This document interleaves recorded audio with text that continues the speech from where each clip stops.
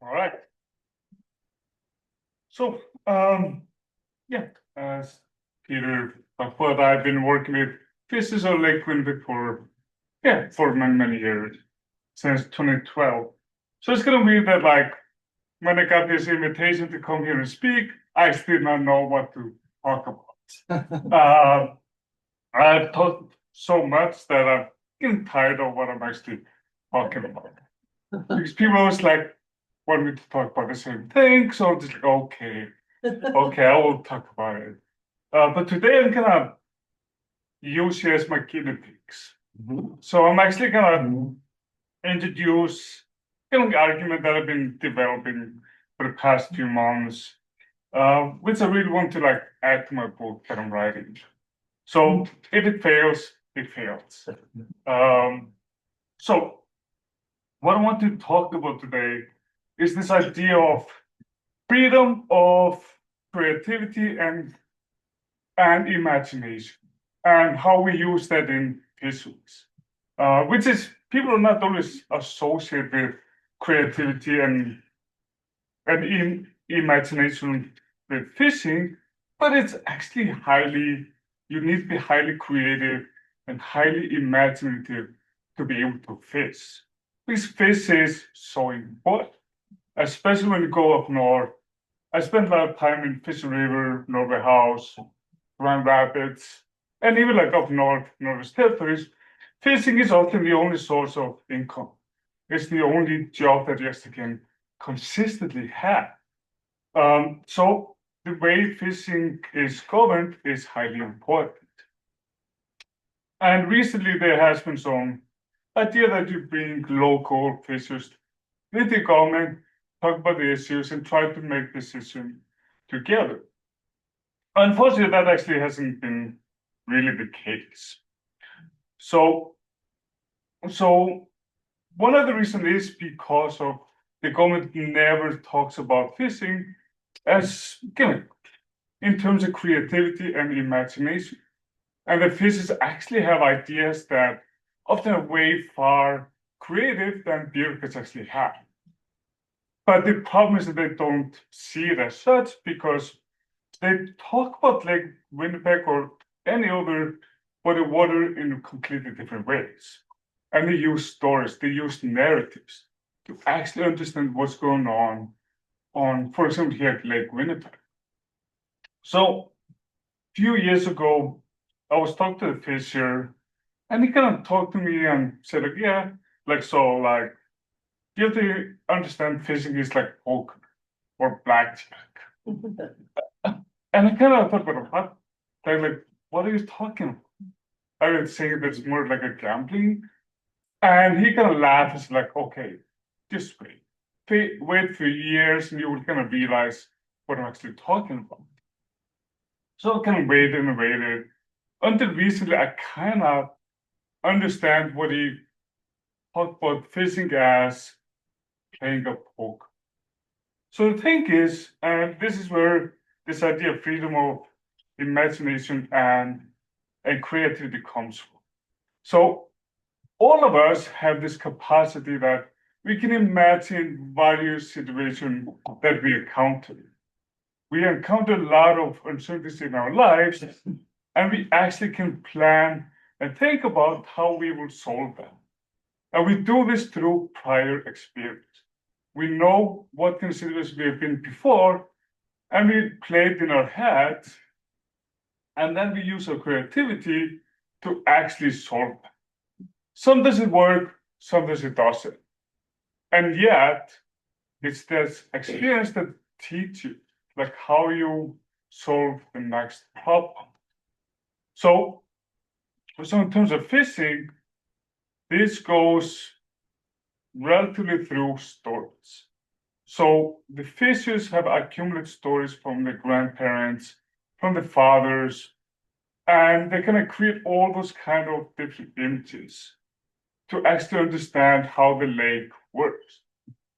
And if you talk to a fisher, they actually have hundreds of years of observations. Or this is how the lake have changed. This is like they can pinpoint when walleye can start to explode on Lake Winnipeg. They also can pinpoint when other species like tullibee, whitefish, so they start to show at the South Basin, which usually wasn't the case in the 50s and the 60s. So you have all those kind of different images that the fishers actually have access to, and they know that like through those stories. So the interesting thing was when I was doing my PhD thesis, I actually usually, it takes 1 year to do a field work. You collect the data that you need, and then you write your thesis. In my case, it took 4 years. I actually collected that for 4 years because at that time, between 2016 and 2020, the conservatives were in power and they made a lot of changes. And so I didn't know what the heck was going on. So I kind of had to just stay and try to understand what was going on. And they did have this co-management board where the fishers and the government sat together and tried to solve their issues. And the thing is, the relationship between the First Nation Métis fishers and the Icelandic descended fishers have always been really difficult. And the province of Manitoba knows this. And they use these differences to kind of split them away, try to make them like arguing with each other. And in that way, the province can do whatever they want. But during this, like the years, there was this discussion of sustainability of Lake Winnipeg. And people say, like, well, like the walleye is going down, it's almost getting less and less, which means that it's unsustainable. Let's put a lot of restriction on commercial fishing. And of course, the fishers denied it. So we're like, no, like we are not the one who is driving walleye out. There are other factors in play than just us. And on every meeting, they actually like talked about the stories, talk about how fishing has changed from the 50s, 60s to today. And so it looked like the lake have changed for 50 years. And it will change also in the next 20 years. Those are the changes that we just have to realize how to solve, how we can manage to actually fish and yet make sure that the lake is fine. And the fishermen, they did this. When they saw the walleye was going down, they started to actually fish all the species. And when you go on the lake, you know that the way you lay your nets matters in terms of currents, wind, every other factors. So they think about this all the time. They live and breathe fishing. So it's not a chance when they're actually fishing. They know what they do. And they know how to avoid catching walleye or whitefish, whatever it is. But for normal people, you kind of think it's just a chance, just a luck. There's no luck. So the fishers, with all this knowledge, with all this experience, were trying to talk to the governments and we're like, this is how we have observed those changes. And the unique thing was that it actually brought the Icelandic and indigenous fishers together. And the thing is, they use the same way of observing the lake through stories, through narratives, through personal experiences. That through all decades of work, they actually realized how to fish and how to try to solve the problem. And this is where this imagination and creativity comes in place. That the fishers run through their heads all kinds of scenarios. They know what's happening through those stories. They know, and they've seen it in the past through those stories. And yet the government would say, well, like, it's not based on any scientific data. This is just stories. This is just feeling. And in the end, like whatever the officials try to say and try to use the stories, the government officials are always like, oh, this again. Like, why can't we just stick to the facts, to the data in hand? And obviously, like, in the end, the province decided to buy back water from a lot of officials.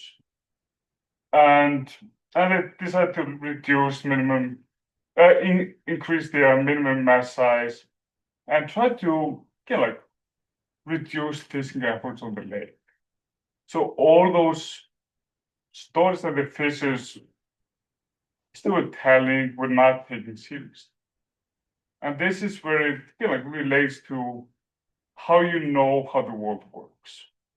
Every culture, every society actually have their own system on how we transmit knowledge and how we use the knowledge to shape our environment.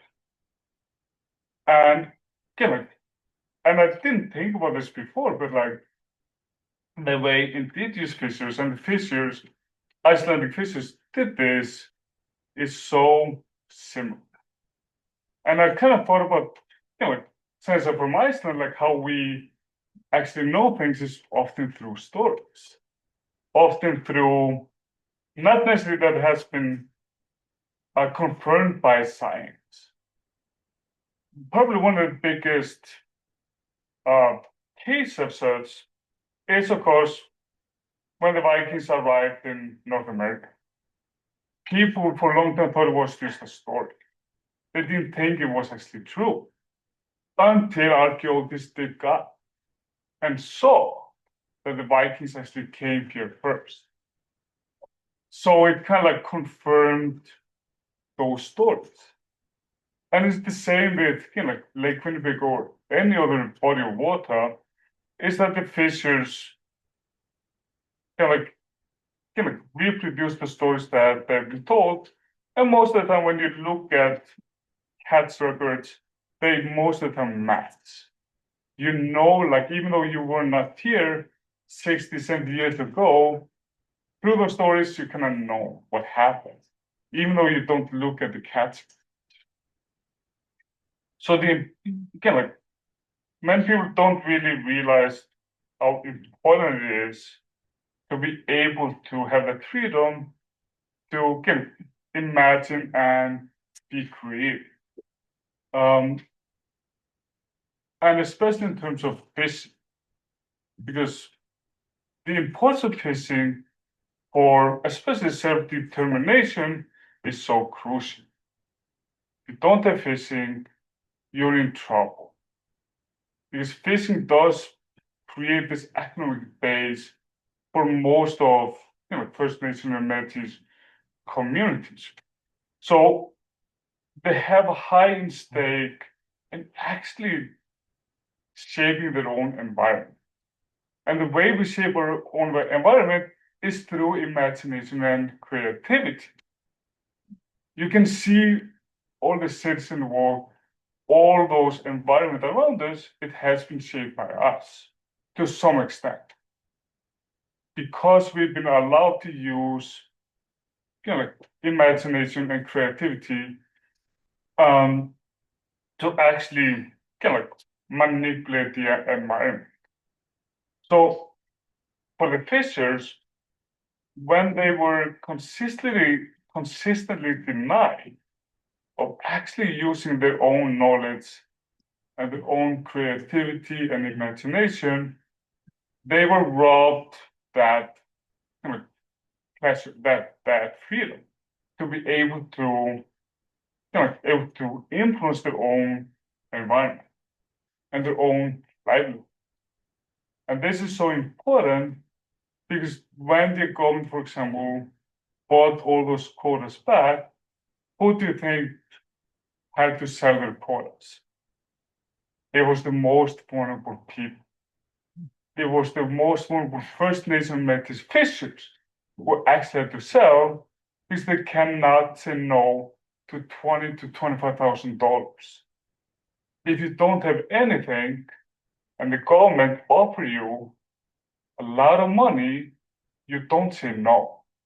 It's very difficult, Right. even though you have that principle. But by doing so, they was pushing those vulnerable fishers further to the margin. And so that they don't have that access to the lake, access to support your families, access to support your community. And in my in my work, I kind of like write about this and said, well, like if the officials actually were allowed to think about the solutions themselves, they would actually find different solutions.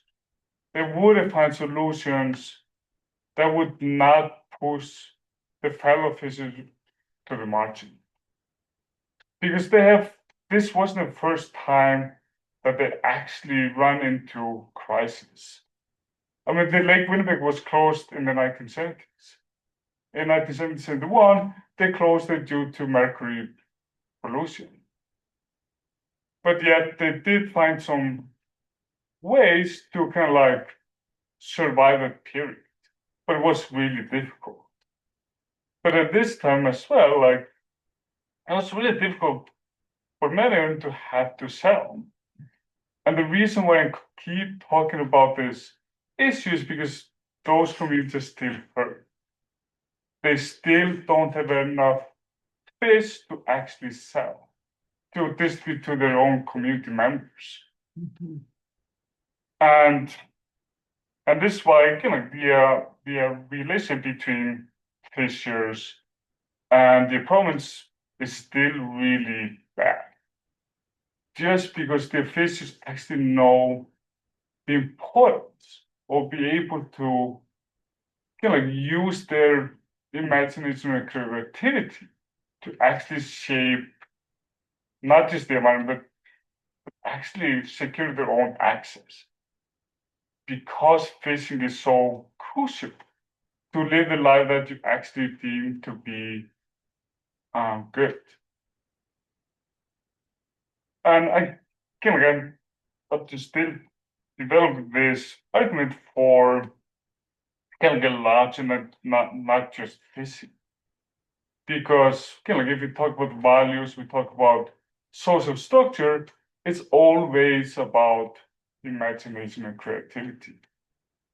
And it's so important to be human, to be able to do this, to be able to allow to actually use your mental capacity to go through all those different scenarios in a situation that you're not quite sure of. And yet we will find some sort of solutions. But the problem is kind of like that we do have powerful actors like the state, the provinces, that often kind of like push that aside. Just because they know the lake from a different kind of perspective. That they use it through statistics. They use it through like maximum sustainable yield and all those indicators to tell them what sustainability is.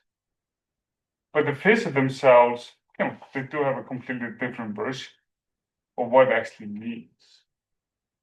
And they do tell me like every time I go up north, like what they believe to be sustainable, what it means to be kind of taking care of the lake. So yeah, so it is those kind of that particular freedom that it's so crucial. And again, and when I kind of started to think about this analogy of fishing being like a poker did make sense. Because when you play poker or blackjack, you have your different ways on how you know which hand you can play with.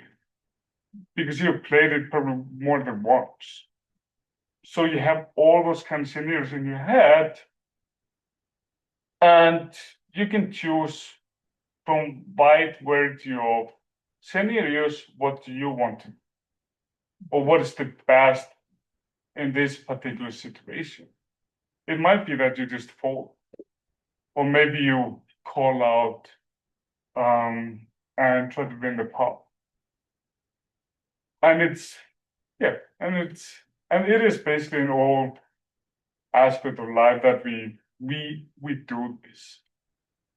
We always think about the situation that we're in and how we're gonna deal with it. And so again, so fishing is not gambling. It's actually more a highly cognitive experience that you actually have to really think about. And the way you think about fishing will influence how you will solve the problem, and you will find a completely different solution than someone that is trained biologist or trained anthropologist. Just because we are, taught to think certain ways. But this is, this the freedom that we need to protect in that sense. Just because it makes us human to actually be able to do this. I think I'm done. Oh, well, that was excellent. Thank you. I'll ask if anyone has any questions they'd like to ask or any comments they'd like to make in response to your presentation. I just think this is a story that we encounter very often in North America and around the world.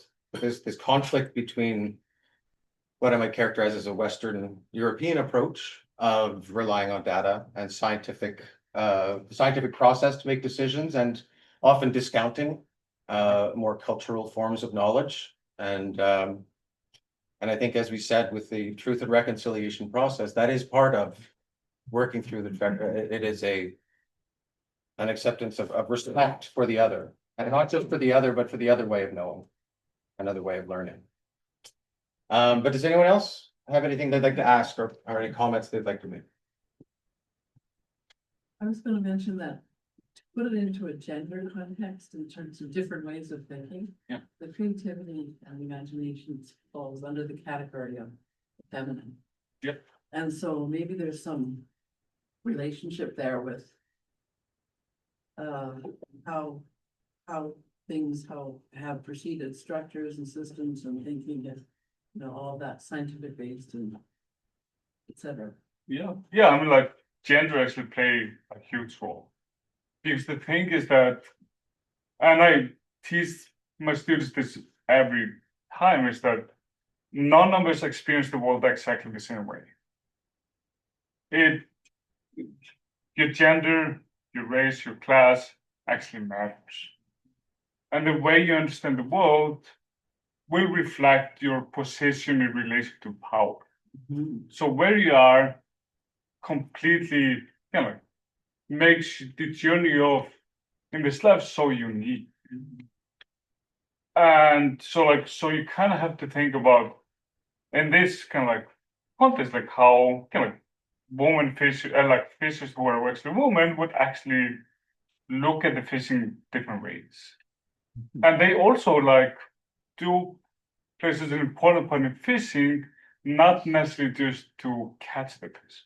They're the ones who do a lot of marketing, bookkeeping, and a lot of the care work that is not always seen on the books. So so those voices also need to be heard, and their imagination and creativity has to be included as well. This probably has a lot to do with deconstructing the colonial settler mindset.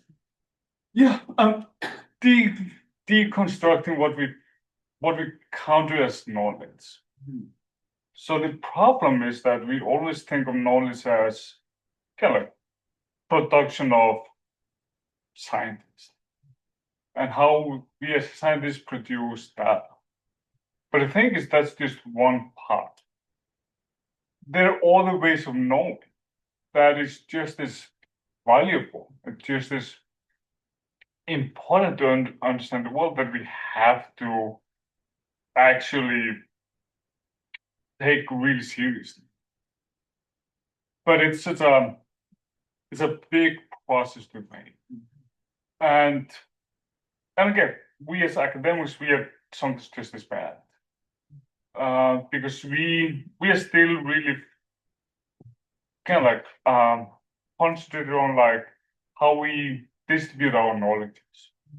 We do it through peer reviewed papers that nobody reads. And if you actually try to read some of those papers, the language is so terrible in the sense that they try to sound so fancy or smart that no one else understands. So the question is like, why are we producing those knowledge when no one else can read it? And that's a question that we need to start to answer. And we need to start to be seriously consider like, are the way that we do things, is it really the right way? And spoiler alert, it's not.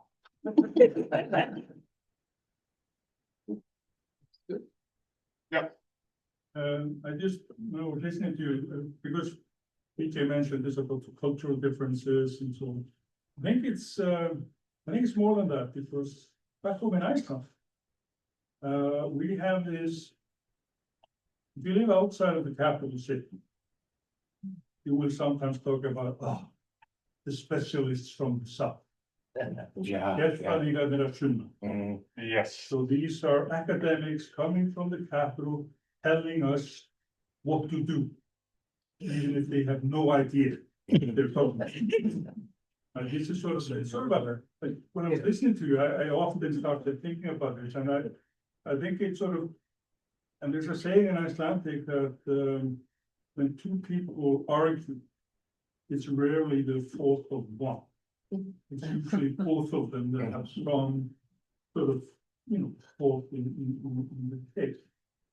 And sometimes, I mean, I'm not gonna talk about indigenous fishermen because I don't know any as far as I'm aware of, but some of the Icelandic fishermen I've met here, they're not very subtle in the way and I think, this is often an issue that comes up because people are supposed to be negotiating or discussing matters, and they just sort of paint themselves into a corner they can't get out of it. So I think there are sort of perhaps deeper issues among that one is looking at. And at the same time, you worry about the fish. Because if the fish disappears, it's not going to come back.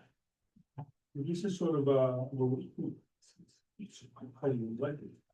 So there are all kinds of things in this, but I think it's a very interesting thing, and the way that say that the indigenous fishers and the Icelandic fishers have started to come together because they have like a common enemy.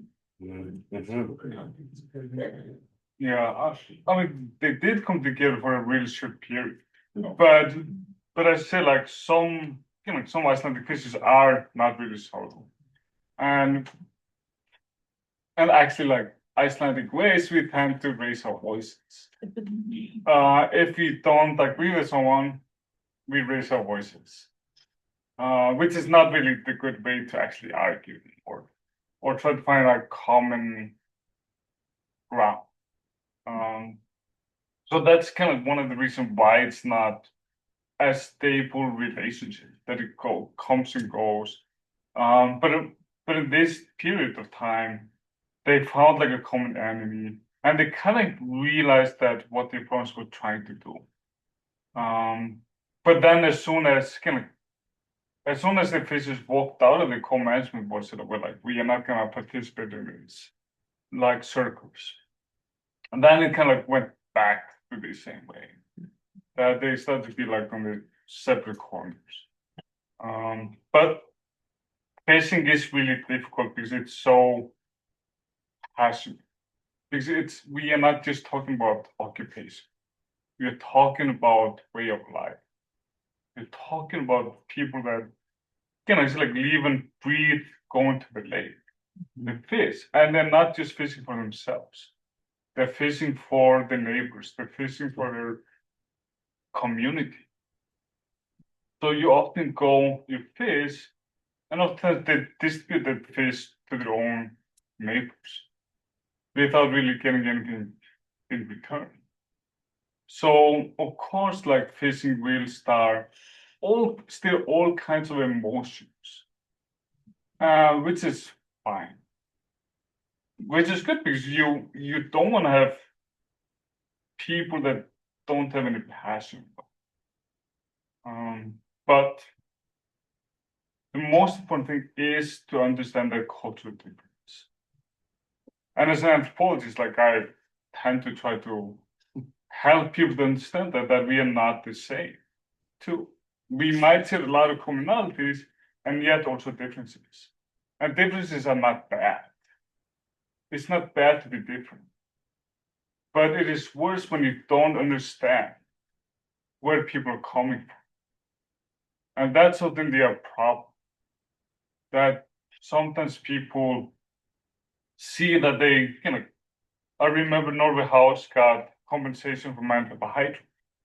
And they used that money to buy quotas for their community. And many people saw it as they got like free money, which isn't the case. They were compensated for what happened.